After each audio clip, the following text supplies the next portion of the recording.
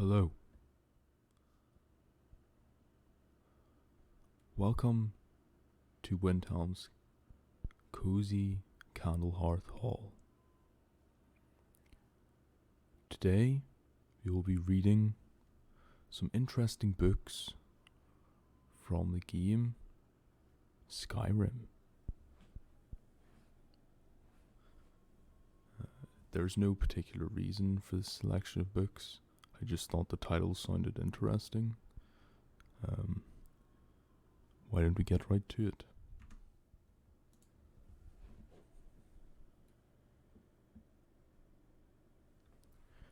The first book we will read is called A Game at Dinner by an anonymous spy. We will not bother to read the foreword.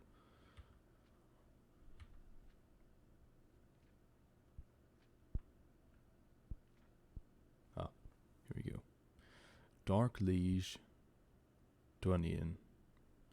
You asked for a detailed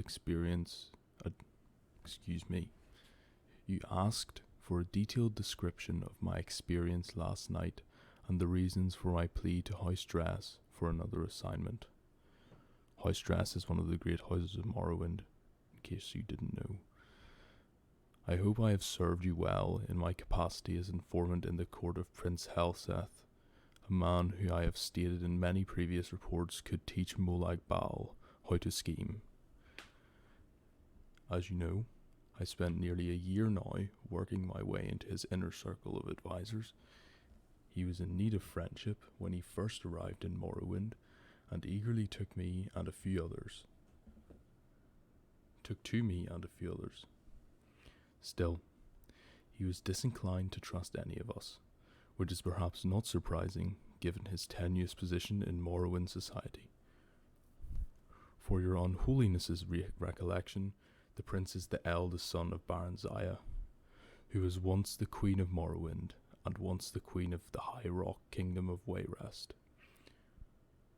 At the death of her husband, Prince Helseth's stepfather, King Eadvar, there was a power struggle between the prince and Eadvar's daughter, the Princess Elisana.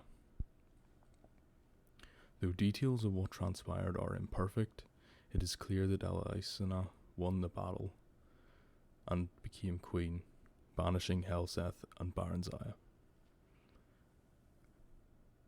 Baron Zaya's only other child, Morgaya, had already left court to marry and become queen of Somerset Isle Kingdom of Firsthold. Baron Zaya and Helseth crossed the continent to return to Morrowind only last year. They were well received by Baron Zaya's uncle, our current king, Hlalu Athin Lethan, who had taken the throne after Baron Zaya's abdication more than 40 years ago. Baron Zaya made it clear that she had no designs on reclaiming the throne, but merely to retire to her family estates. Helseth, as you know, has lingered in the royal court, and many have whispered that while he lost the throne of Wayrest, he does not intend to lose the throne of Morrowind at Lethan's death. I've kept your unholiness informed of the priest's movements, meetings, and plots, as well as the names and characters of his other advisors. As you may recall, I've often thought that I was not the only spy in Helseth's court.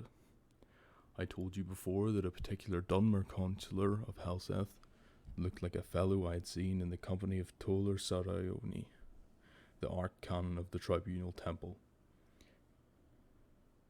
Another, a young Nord woman, has been verified to visit the imperial fortress of Balmora.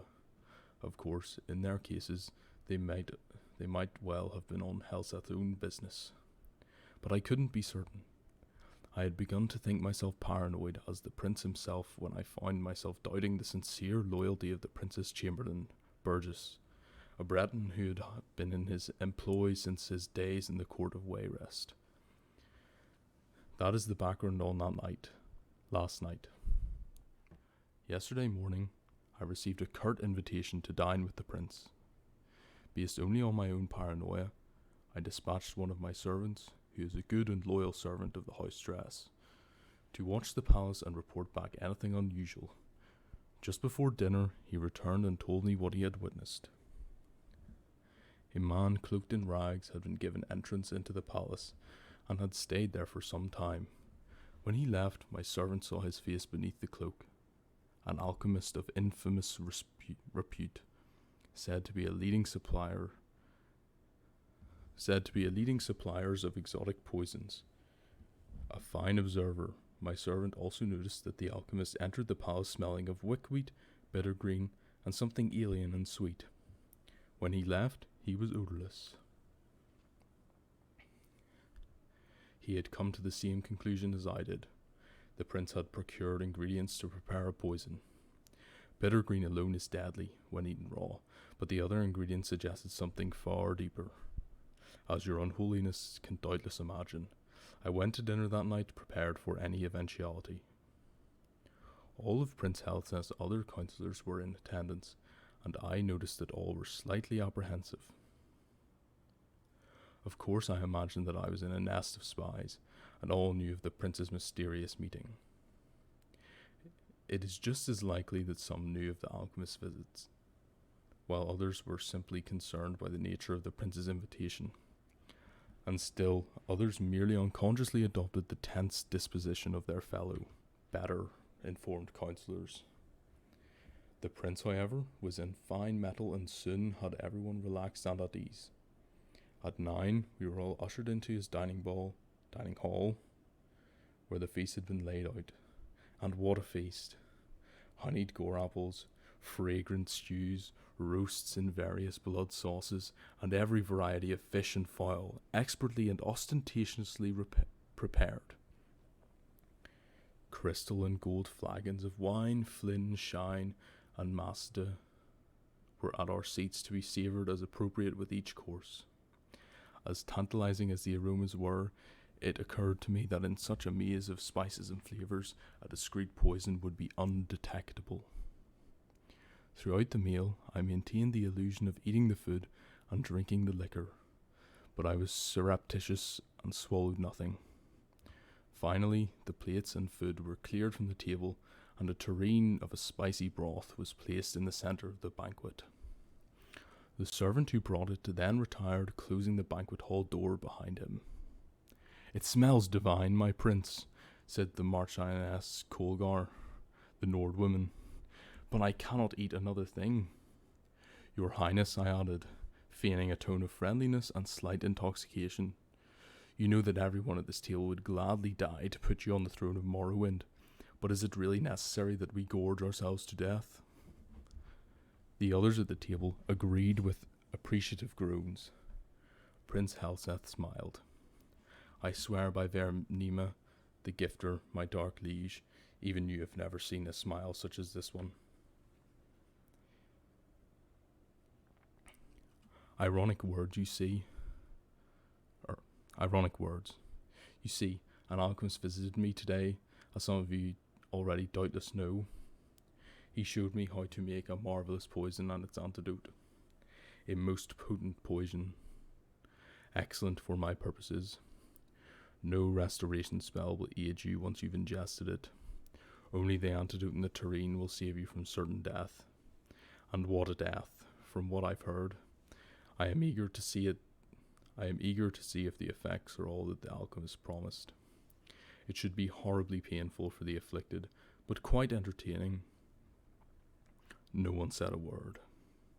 I could feel my heart beating hard in my chest. "Your Highness," said Alarat the Dunmer. "Your Highness," said Alarat, the Dunmer I suspected of alliance with the temple. "Have you poisoned someone at this table?"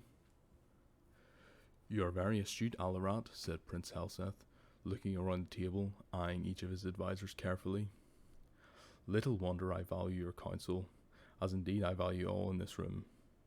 It would be perhaps easiest for me to say who I haven't poisoned. I haven't poisoned any who serve but one master, any whose loyalty to me is sincere. I haven't poisoned any person who wants to see King Helseth on the throne of Morrowind. I haven't poisoned anyone who isn't a spy for the Empire, the Temple, the House of Telvanni, the House of Redoran, the House of Indoril, the House of Dress. Your Unholiness, he looked directly at me at his last words. I know that in certainty. My face is practiced at keeping my thoughts from showing. But I immediately thought of every secret meeting I've had, every coded message I sent to you and the house, my dark liege. What could he know? What could he, even without knowing, suspect? I felt my heart beating even faster. Was it fear or poison? I couldn't speak, certain as I was that my voice would betray my calm facade. Those loyal to me who wish harm on my enemies may be wondering how can I be certain that the poison has been ingested. It is possible that the guilty party, or dare I say parties, were suspicious and merely pretended to eat and drink tonight. Of course, but even the craftiest of pretenders would have to raise a glass to his or her lips and put empty forks or spoons in their mouths to play the charade. The food, you see, was not poisoned. The cups and cutlery were. If you did not partake out of fear, you're poisoned just the same, and sadly missed an excellent roast. Sweat beaded on my face, and I turned from the prince so he would not see. My fellow advisers, all of them, were frozen in their seats. From the Marchioness Colgar, white with fear, to Kema Ineba, visibly shaking, from the furrowed angry brow of Alarat to the statue-like stare of Burgess. I couldn't help thinking then, could the prince's entire councillorship be comprised of nothing but spies? Was there any person at the table loyal? And then I thought, what if I were not a spy myself? Would I trust Helseth to know that? No one knows better than his advisers both the depth of the prince's paranoia and the utter implacability of his ambition. If I were not a spy for the house dress, even then would I be safe? Could a loyalist be poisoned because of a not-so-innocent misjudgment? The others must have been thinking the same, loyalists and spies alike. While my mind whirled, I could hear the prince's voice addressing all assembled. The poison acts quickly. If the antidote is not taken within 1 minute from now, here will be a death at the table. I couldn't decide whether I had been poisoned or not. My stomach ached, but I reminded myself it might have been the result of sitting at a sumptuous banquet and not partaking. My heart shook in my chest, and a bitter taste like trama root stung my lips. Again, was it fear or poison? These are the last words you will hear if you're disloyal to me, said Prince Helseth, still smiling that damned smile as he watched his advisers squirming in their seats. Take the antidote and live. Could I believe him? I thought of what I knew of the prince and his character. Would he kill a self-confessed spy at his court, or would he rather send the vanquished back to his masters? The prince was ruthless, but either possibility was within his manner. Surely the theatricality of this whole dinner was meant to be a presentation to instill fear. What would my ancestors say if I joined them after sitting at a table, eventually dying of poison? What would they say if I took the antidote, confessing my allegiance to you and the house dress, and was summarily executed? And I confess I thought of what you might do to me even after I was dead. I had grown so light-headed and filled with my own thoughts that I didn't see Burgess jump from his seat. I was only suddenly aware that he had the tureen in his hands and was gulping down the liquid within. There were guards all round, though I never noticed them entering. Burgess, said Prince Helseth, still smiling, you have spent some time at Ghostgate, House Redoran. You didn't know? Burgess laughed sourly. No house, I report to your stepsister, the Queen of Rayrest. I've always been in her employ. By Akatosh, you poisoned me because you thought I was working for some damnable dark elves. You're half right, said the prince. I didn't guess who you were working for, or even that you were a spy. But you're also wrong about me poisoning you. You poisoned yourself and you drank from the tureen. Your unholiness. You don't need to hear how Burgess died. I know that you have seen much over the many, many years of your existence, but you truly don't want to know. I wish I could erase the memory of his agonies from my mind. The council was dismissed shortly thereafter. I do not know if Prince Helseth knows or suspects that I too am a spy. I do not know how many others last night, were as close as I was from drinking from the tureen before Burgess did. I only know that if the prince does not suspect me now, he will. I cannot win at the games he mastered long ago at the court of Wayrest, and I beg your unholiness, my dark liege, to Aonane, to use your influence in the house dress, and dismiss your loyal servant from this charge.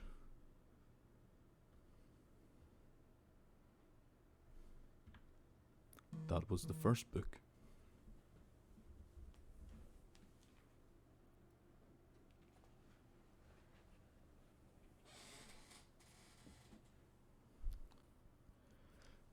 I think next we will read the story of Deathbrand.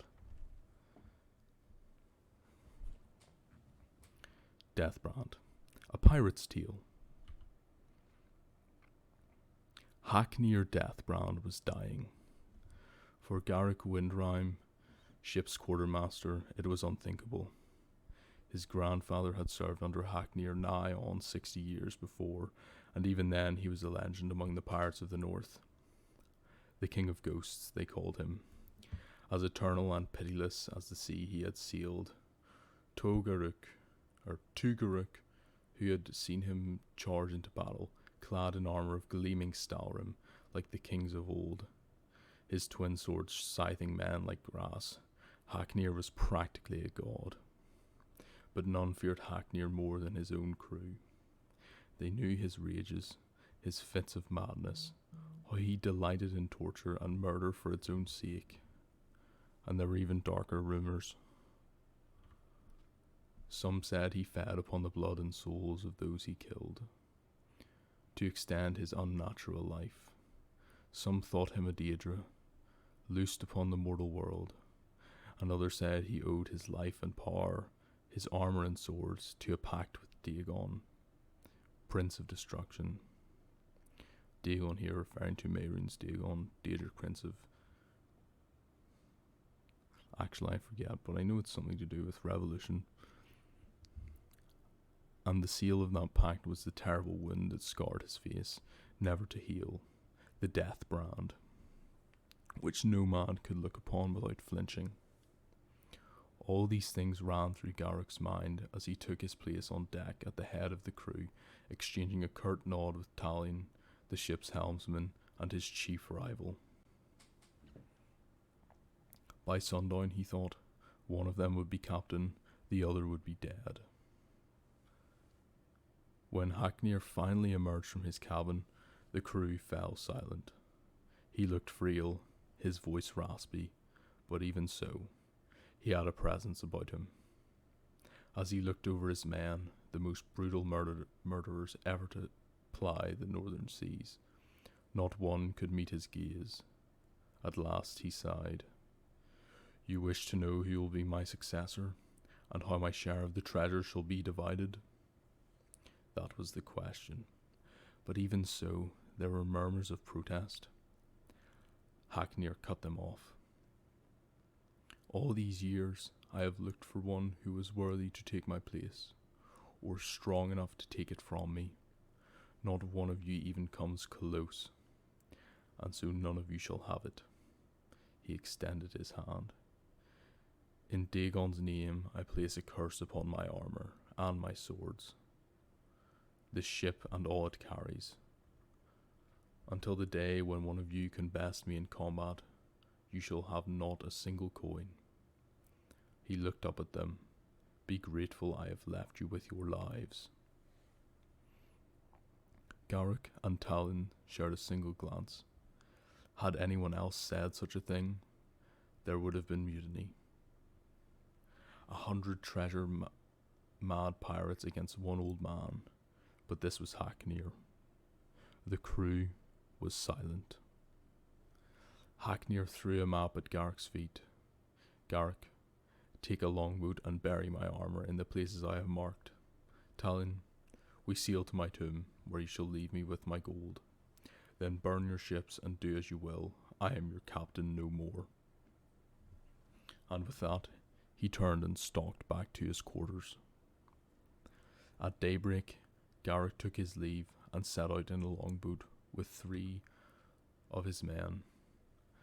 They landed on a shoal to the north of Solstheim, at the place Hacknir had marked, made camp and began to dig.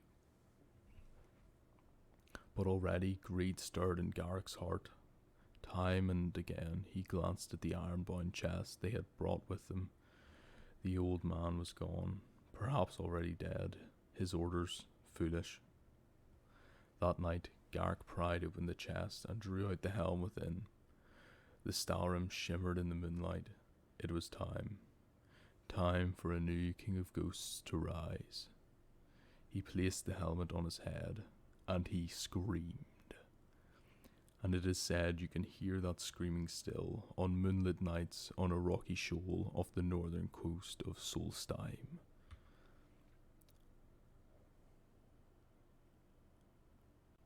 And that was Deathbrand, the story of Hacknir Deathbrand.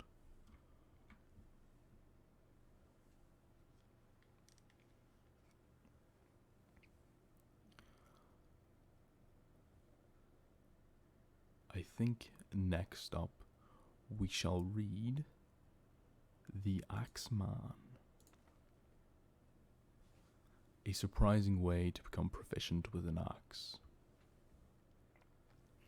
Of all the members of the Morag Tong I've spoken with, none disturbed me as much as Minas Toric, a quiet and reserved man who never drank, never visited a brothel, or even uttered a curse. He was famous for his ability to make people disappear. Once a person was targeted by the Brotherhood, and Toric was sent to them. They would simply cease to be. I asked him once what his weapon of choice was, and was equally startled by his answer. I only like to use axes, he said in his typical quiet voice. The image of this silent, dour fellow attacking anyone with a weapon as inherently bloody and violent as an axe so frightened and intrigued me that I questioned him about it further. This is an inherently dangerous activity, for assassins are not typically keen to give out their stories. Toric did not mind the questions, though it took some time to get the full story out of him, as naturally shy and reserved as he was. It seemed that Toric had been orphaned at a very young age, and sent to live with his uncle, a salt rice plantation over in Sheogorad, northern Vardenfell. The man promised to show his nephew the business and eventually make him a partner when he was old enough. In the meantime, the boy was put to work as his uncle's house servant. It was a grueling life as the old man was very particular about how things should be done. The boy was first required to give all the floors in the house a thorough scouring, from the attic to the cellar. Whenever the floor was not clean to the uncle's satisfaction, which was frequent, Toric was thrashed and forced to begin again. The boy's second duty was to ring the bell that would bring the labourers into the house. This was done at least 4 times a day, once for each meal, but if his uncle had any news or additional instructions for the labourers, which he frequently did, the bell might need to be sounded a dozen times or more. It was a huge iron bell in the tower, and the boy quickly discovered that he had to throw his entire body into the motion of pulling the chain in order to have it sound loud enough to bring everyone in from the field. If he was tired and did not pull the back-breaking chain hard enough, his uncle was soon at his side to beat him until he rang the bell loud and clear. Toric's third task was dusting all the shelves in his uncle's vast library. As deep and old as the shelves were, he was required to work with a long, heavy duster on a rod. The only way that he could reach to the back of the shelves was to hold the duster at his shoulder and then swing it out in a sweeping motion. Again, if the uncle saw any dust left over or felt that the boy was not working as hard as he ought to, the punishment was swift and severe. After years, Minas Toric grew into a young man, but his job responsibilities were not increased.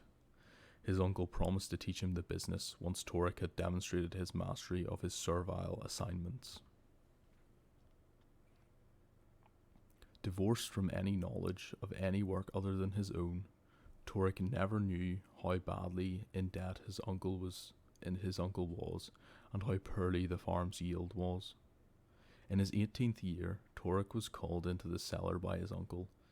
He thought that he had not done a good enough job scouring the floor down there, and was frightened of the beating to come. What he found, however, was his uncle packing his goods into crates. "I'm leaving Morrowind," he explained.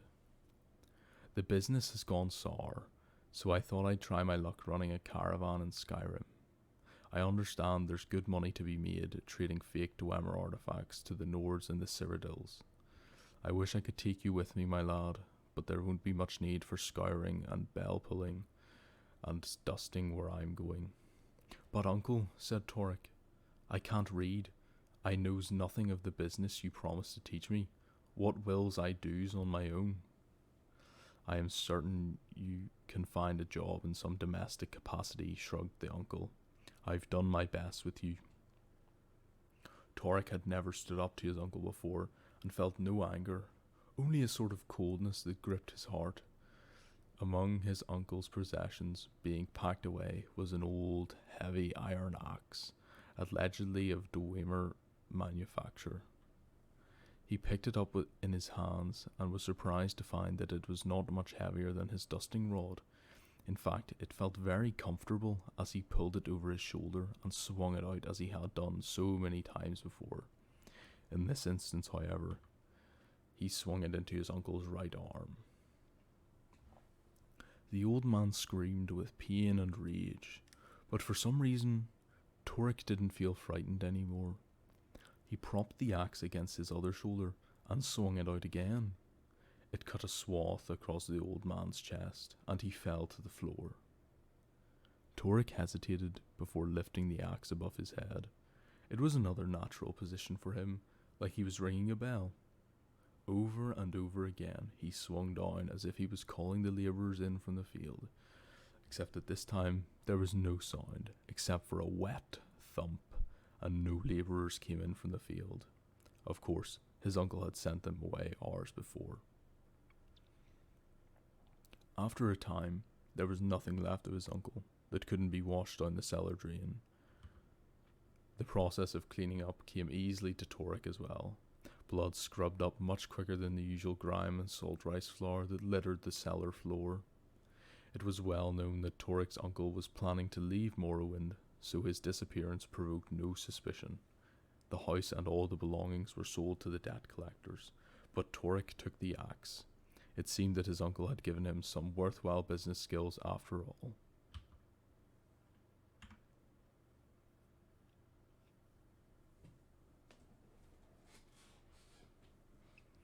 And that was The Axeman. I think that's all the books I'm going to read for today. I hope you enjoyed this cozy fireside reading in Skyrim, in the aforementioned Windhelm's Candlehearth Hall.